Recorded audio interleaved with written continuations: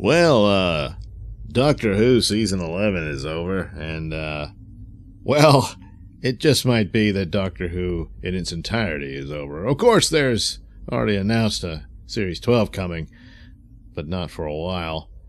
Yeah. Boy, what to do, you know? So, I thought I'd look back at Doctor Who, and review older episodes and pick some of those, and basically pick some because I don't have them all.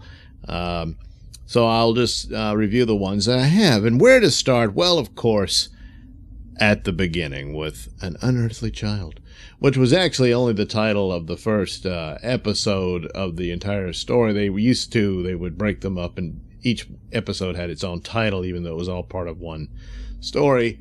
But Unearthly Child, I think, is the primary title for this, and it just fits. It's eerie and it's mysterious, and that's the mood of Doctor Who at that moment, where it all begins in a junkyard.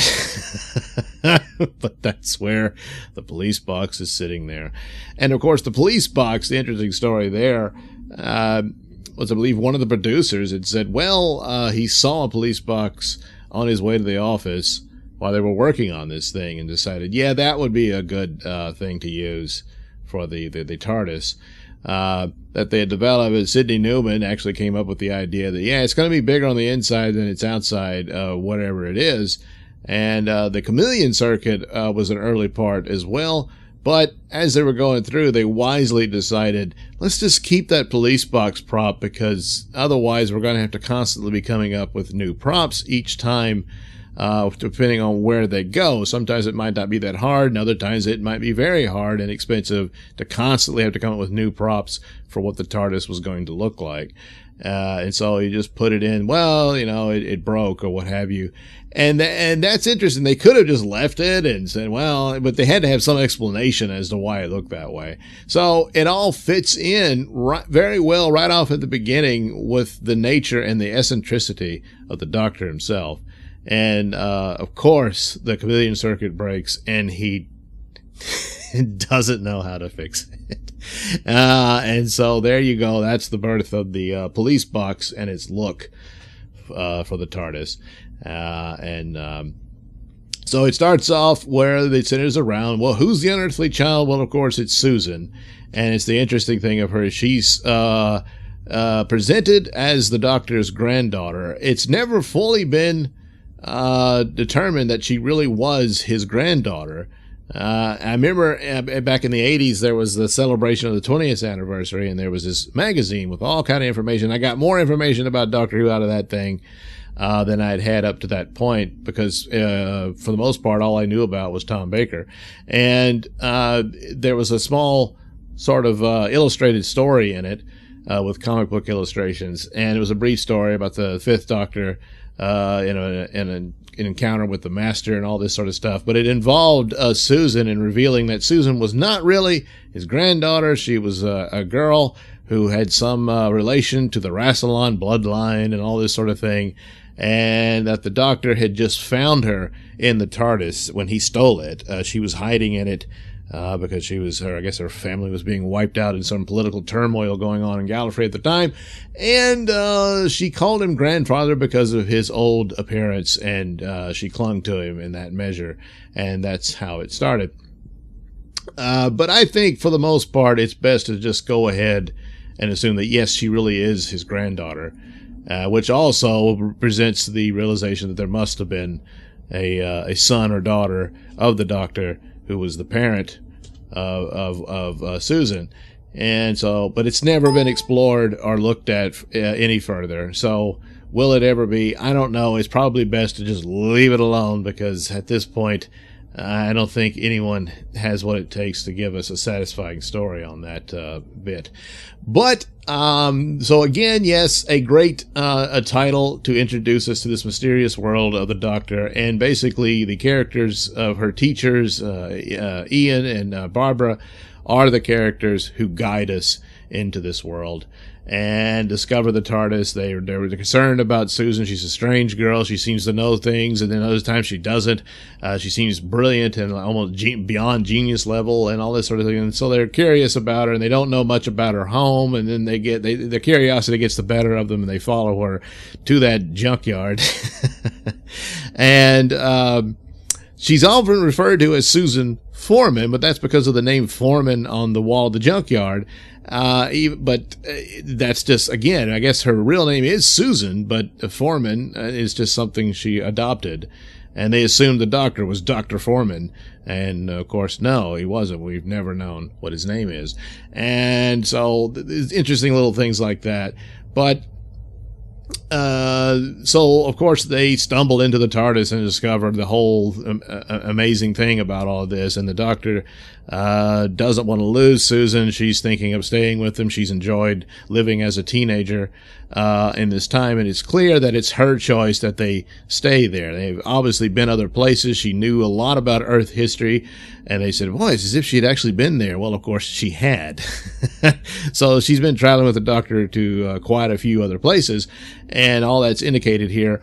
And of course she's gotten attached to this time period and loves it, and she's almost wanting to just stay, and the doctor is like, he's not going to allow this, so he just starts up the TARDIS, and then they interfere with him, and it goes off, and he can't pinpoint where they're going. They end up in the caveman days. And now the original intent of the show was to do these historical stories to educate kids about the past. So where to begin? Well, once again, at the beginning, as far back in history as you can go.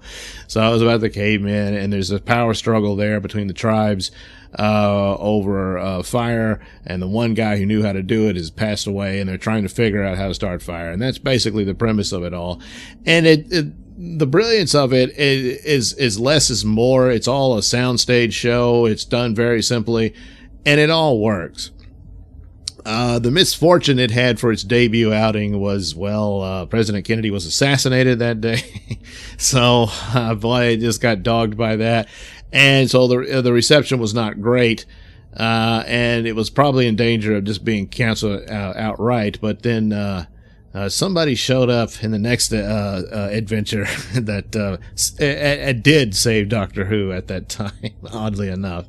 I don't think one dialect can save it now, but and so that was the introduction to the world of Doctor Who, and somewhat the Doctor himself. Of course, the Doctor, even the name evokes mystery, and he was very mysterious. And for quite a bit, especially in this episode, somewhat sinister. He's not quite the heroic character that he becomes. And you say, well, they didn't quite know where they were going at first, and I'm sure all that's kind of true, but to make it fit in with it as it is now is that he's not there yet, and his main concern is that he and Susan are fugitives. It's not said at the time, but we know it's from the Time Lords and Gallifrey and all that.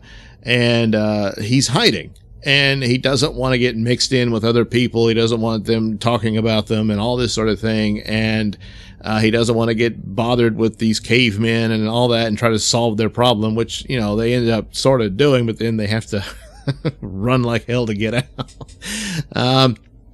But it fits and it works. I mean, it's largely, I believe, a consensus that the real flow of Doctor Who as it became really began with Patrick Troughton, because some of his goofiness and a clown-like behavior fit in with this adventurer is more solidified under him. But there's aspects here where you can see the beginnings of the Doctor. And, this idea of the archetype, if you will, of an eccentric scientist or an inventor or something like that. Well, Hartnell's the guy was a guy you would have gone to for that. He wasn't their first choice. There were several others. They all passed on it and all that. And he nailed it. He works, and I couldn't think of any other way that would be a better way of introducing Doctor Who than just the way it happened. And there was a lot of things that went wrong for them. There was actually another version of the first show that they shot But there were so many technical problems, like the TARDIS doors wouldn't stay shut or something like that. And it was interesting because they changed the costuming and what have you, especially for the Doctor himself. Apparently he was just, and there's actually an image of him with Susan, and he's just in a suit and tie. And then they went for that more Edwardian look, which fits with the guy who just doesn't understand the times and doesn't really care.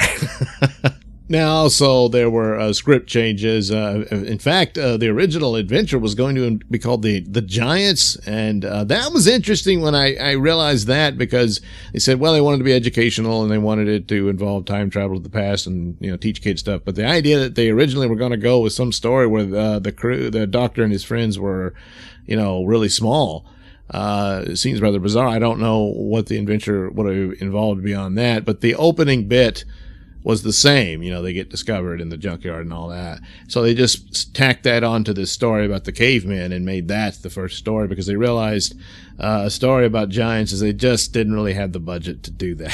So that's how that worked. And then, of course, the names kept changing. I believe Susan was originally Bridget or something like that. And they went through several different actors for the roles, and they finally got it all together. So could have gone a lot of different ways, but basically I think that basic core of the eccentric scientist type would work and be the character. I think they were going to go for a younger man, but make him up to look older. And then they decided, no, you know, that's ridiculous. So they hired somebody who was more to the age. So there you go. An Unearthly Child, a great start off for this series. Of course, it was the next adventure that really solidified Doctor Who's place in science fiction greatness. So there, it was produced by Verity Lambert and directed by Waris Hussein. So there's your diversity for you. Yeah, Chibnall brought nothing to the Doctor, nothing new. There's no grand achievements here. It was already done a long time ago. So, of course, 5 out of 5 stars for Doctor Who and An Unearthly Child. Thank you for watching and listening. Say, while you're here, why not like and subscribe and check out the link description below. That will provide many links that'll take you to my mini stores that have plenty of goodies for you.